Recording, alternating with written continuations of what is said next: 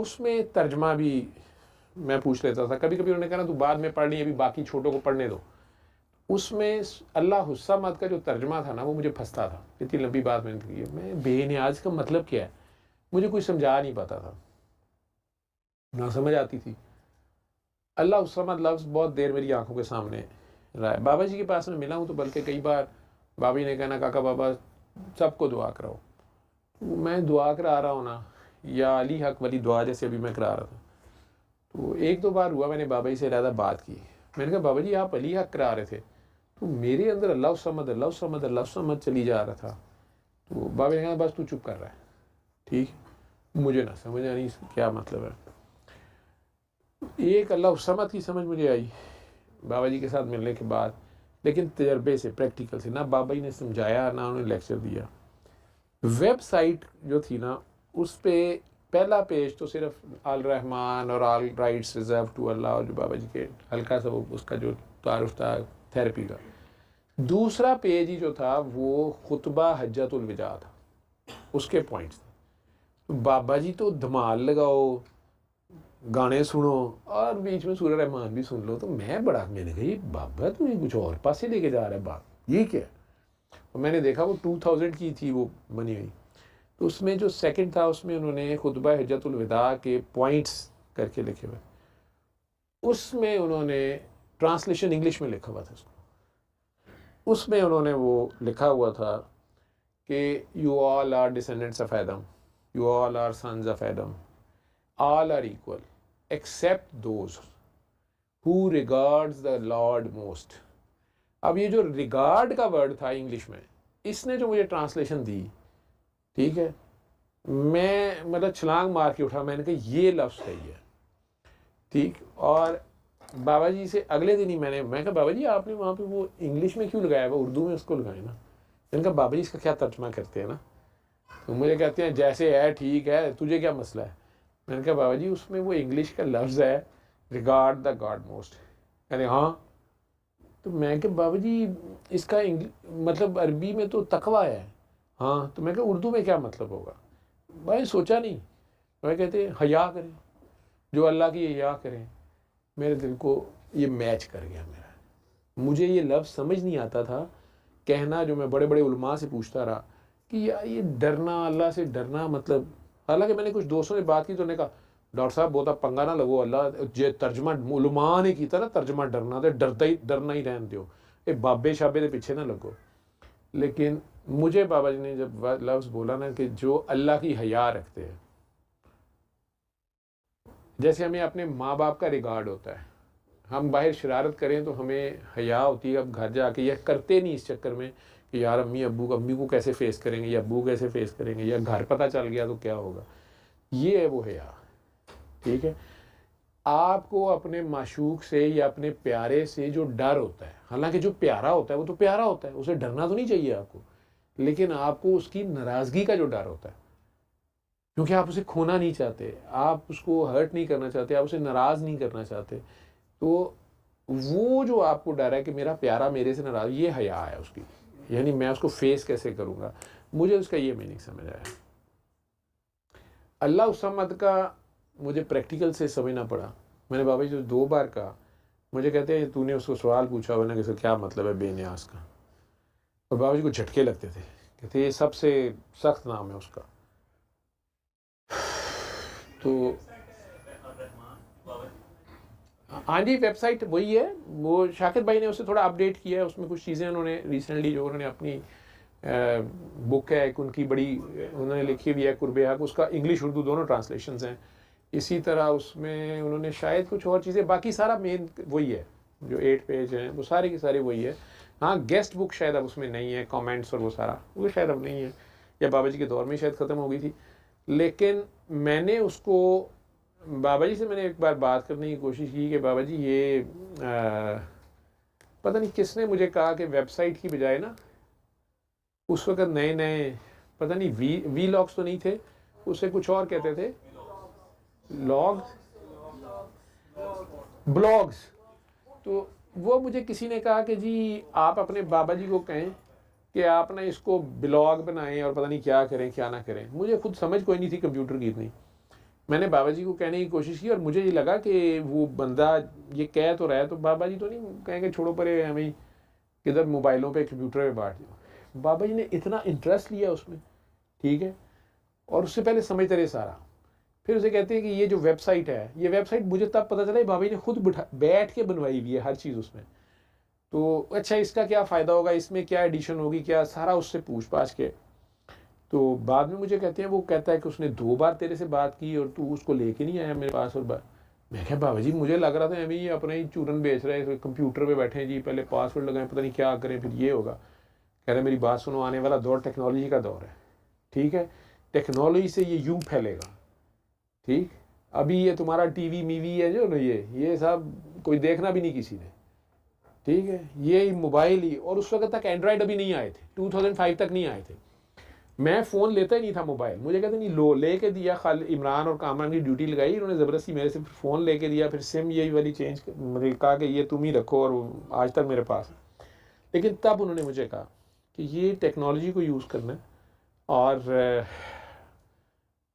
इसी के ज़रिए वो रूल करेंगे, ठीक है, और इसी से तुमने समझना, बाकी कुछ नहीं होता, तुमने ये करना है, ठीक। और आज माशाल्लाह टेक्नोलॉजी से चलो जो भी हो रहा है तुम लोग कर रहे हो, बच्चा पार्टी नई नई पता नहीं क्या क्या करी जा रही है। इतनी लंबी मैंने आपको बात सुनाई है कि वो मैसेज ठीक है जा रहा है जैसे भी है, लेकिन बहरहाल उस मैसेज में कुछ ऐड नहीं करना और ना ही सब्ट्रैक्ट करना है। कई लोग मुझे फ़ोन करके कहते हैं, पुराने लोग, कि डॉक्टर साहब आप तो धमाल के दौर में थे ही नहीं और हम थे, साथ थे, तो डॉक्टर साहब इसका ना जिक्र किया करें आप, बाबा जी का पर्दा रहने थे। असल में बाबा जी अभी ग्रो कर रहे थे, तो रूहानियत में मुस्ती स्टेजेस होती है ना, तो उस वक्त कई बार बंदा अपनी जज़ब में, मस्ती में उल्टी सीधी हरकतें करता है। तो वो हीरा मंडी चले गए, पता नहीं घर वालों से नाराज़ होके चले गए, अपना उनका एक होगा, फिर वो मौसीकी सुनाते रहे, वो उस तरह के लोगों में बैठते रहे, और छोड़े पड़े। बाबा जी का जो फाइनल फेज था ना सूरह रहमान और ये, आप बस इसको ही रहने दें, इसको जो है ना माइनस कर दें। मैं कहता हूँ मैं कैसे माइनस कर दूँ उनकी हर चीज़ जो कुछ, और आखिरी दिन तक वो कुछ लोगों को कहते आंखें बंद करो धमाल लगाओ, आंखें बंद करो, ये सूफी म्यूज़िक ये उसको लगा, इसको माए नहीं सुनाओ, इसको शाम कलंदर सुनाओ।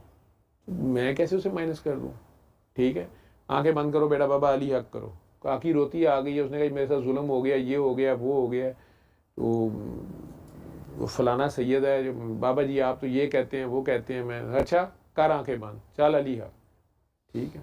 मुझे अभी तक ये चीज़ें याद हैं कि उन्होंने कहा है, यानी बीवी को कह रहे हैं कि काकी अभी मुंह से ना निकाल कोई बात, ठीक है, और कोई नहीं आ जाएगा, सुधर जाएगा। नहीं बाबा जी वो बद्दुआएं दे रही है बड़ी बड़ी। बाबा जी को मैंने 3-3 घंटे, बल्कि उस दिन वो गजाला बाजी आप लोगों को सुना के गई है शायद, बाद में शायद वॉशरूम गया हुआ, मैंने बाद में देखा है कि वो किसी काकी को, वो नैना शायद उसका नाम होता था, मुझे नाम एग्जैक्ट नहीं पता, एक्ट्रेस बड़ी मशहूर एकदम चढ़ी थी, कि उसको वो पता नहीं उसकी वालदा को कुछ 4 घंटे के 3 घंटे सारी रात बाबा जी समझाते रहे कि गुस्सा ना कर, रिएक्ट ना कर, रिएक्ट बहुत ज़ोर देते, रिएक्ट नहीं करना। लेकिन वो उसकी माँ कहती रही कि नहीं मुझे अदल चाहिए। बाबा जी कहते रहे अदल ना, उसे अदल चाहिए। तो भाई ने कहा ठीक है फिर लगाओ धमाल या करो अली हक पुकारो। तो वो मेरे सामने कई बार बाबा जी ने कहा, फिर बाबा जी ने ये भी कहा कि तू कल ही आके अगर मुझे तूने कहा ना कि उसको छुड़ा दे, बाबा सख्त नाराज़ होएगा, तू कर रही है जो कुछ कर रही है। तो उसने बंदे को जेहन में भी नहीं होता कि इतना जालिम है, पहले में इतने साल मुझे हो गए हैं, अब क्या हो जाना है। लेकिन आगे हस्ती कोई और बैठी होती है, या वो वक्त ऐसा होता है। तो उन्हें कहना कि अच्छा चल ठीक है, जो दुआ मांगनी मांग ले, अल्लाह जाने क्या मांगती। वहाँ कहने अब याद रखी, अगले दिन ला इलाहा इल्लल्लाह मोहम्मद रसूलुल्लाह के अगले दिन वो बंदी वहाँ बैठी, कभी बाबा जी के पाँव पकड़ने को, बाबा जी उसे छुड़ा देना, भाभी मेरे से नहीं देखा जा रहा। भाई ने मुझे क्या पता है, तूने ऑर्डर लिखा है, तूने ऑर्डर लिखा है, तू ही वापस कर। अब जिस तरह से आह दी थी ना, उस तरह अब दुआ दे। बाबे को क्या पता है, बाबे ने तुझे 3 घंटे समझाया, बाबे ने तुझे 2 घंटे समझाया, ठीक है। और वो पता नहीं क्या चक्कर होता था, किधर से वो बंदा खिड़की में आता था। और अभी ये कुछ दिन पहले मैं रात के 3 बजे 4 बजे, मेरा ख्याल वो काकी सुन रही होगी, अमेरिका की है, बस उसके रिश्तेदार चले गए हैं, तो मुझे फ़ोन कर रही है, रो रही है। बाबा इसने मुझे ये कहा, वो कहा, फलां कहा, आपको गालियाँ दी हैं। मैं कहा अल्हम्दुलिल्लाह उसे मुझे गालियाँ देने दे, तू मेरे बारे में ना बहस किया कर। नहीं बाबा इसने मुझे ये कह दिया, वो कह दिया, मैं बद दुआ देने लगी। मैं कहा नहीं देते, ना करो। मैं कोई आधा घंटा घर आने तक मैं उसे कहता रहा हूँ आपने कुछ नहीं कहना। उसने कहा नहीं मुझे नहीं पता, आज मैं आपसे कह रही हूँ मुझे इंसाफ चाहिए। मैं कह ना कर, बच्चे छोटे छोटे हैं, तू इस तरह ना कर, तूने रोना है, तूने फिर कहना इसको छुड़ाओ, मैं कोई नहीं कुछ कर सकता, मेरी ट्रम्प ना कोई नहीं यारी दोस्ती की। इस तरह की बातें मजाक में लगा हूँ ऐसे, ये वो भी लगी होगी, समझ रही होगी कैसे नहीं है। लेकिन उसने अचानक मुंह से कुछ कह दिया। मैंने उसे इतने कहा, मैं कहा बेटा मैंने आपको इतना मना किया था, ठीक है, और आधे घंटे से मैं आपके साथ लगा हुआ हूँ। मैंने सुबह 7 बजे उठना है, 4:45 हो रहे हैं, मैंने हॉस्पिटल जाके लेक्चर पढ़ाना है। मैं सिर्फ तेरी खातिर पिछले पौने घंटे से मैं तेरे साथ खप रहा हूँ कि बस टॉपिक चेंज कर रहा हूँ, चुगते मार रहा हूँ, तू रोई जा रही है, मैं बकवास करी जा रहा हूँ, तूने फिर नहीं, तू बाज आ रही, तू नहीं बाबा देखी जाएगी। मैं कहा अच्छा ठीक है। नेक्स्ट डे उसी टाइम पे मैं फ़ोन ही नहीं उठा रहा, फ़ोन आई जा रहा है, ठीक है, 121 मिस्ड कॉल्स हैं उसकी। और मैं जब हॉस्पिटल से पढ़ा के आ गया हूँ, ठीक है, मैं लेटा हुआ था सोया, वो टाइम कई बार ऐसे होता है कॉल अटेंड हो जाती है, ठीक, वो नींद में ही कई बार मैं हाथ मार देता हूँ, हो जाता है, मुझे नहीं पता चलता। उधर से रोन पिटन, बाबा उसको छुड़ाएं, पुलिस पकड़ के ले गई है, ये हो गया है, वो हो गया है। अब आज तीसरा चौथा दिन है। उधर अमेरिका में तो ये उन्होंने रेस्ट्रेन लगा दी है, वो अब आ नहीं सकता घर, ठीक है।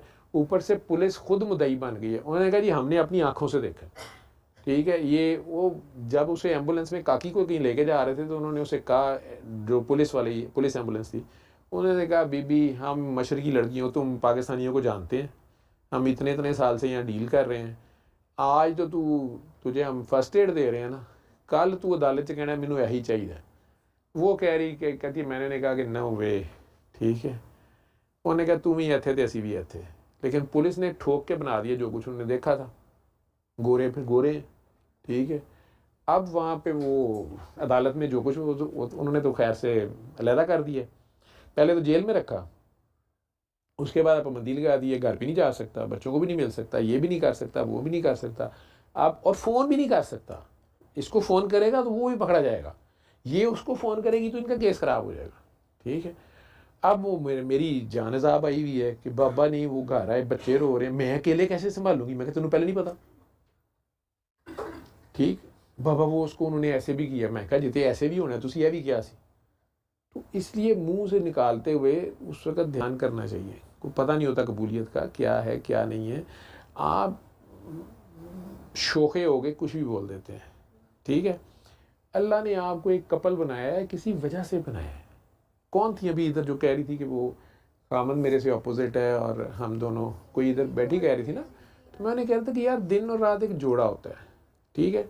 देख लो वो टोटल डार्कनेस है, वो टोटल लाइट है, लेकिन जोड़ा अल्लाह ने जोड़े में बनाया। ये मतलब ये अल्लाह ने कंपेटिबिलिटी रखी है तो वो चलता है, तो चलते जाओ, देखी जाएगी जो भी है। बहरहाल वो ये सारी चीज़ें करते कराते होते हुआते मतलब वक्त गुजरता जा रहा है। पता नहीं किस दिन हम ज़मीन के नीचे चले जाएंगे, और आगे भी ड्यूटी होती है, वो भी करनी होती है, पीछे इसी तरह यादें रह जाएंगी। और पता नहीं अल्लाह को जो मंजूर है वही होना है।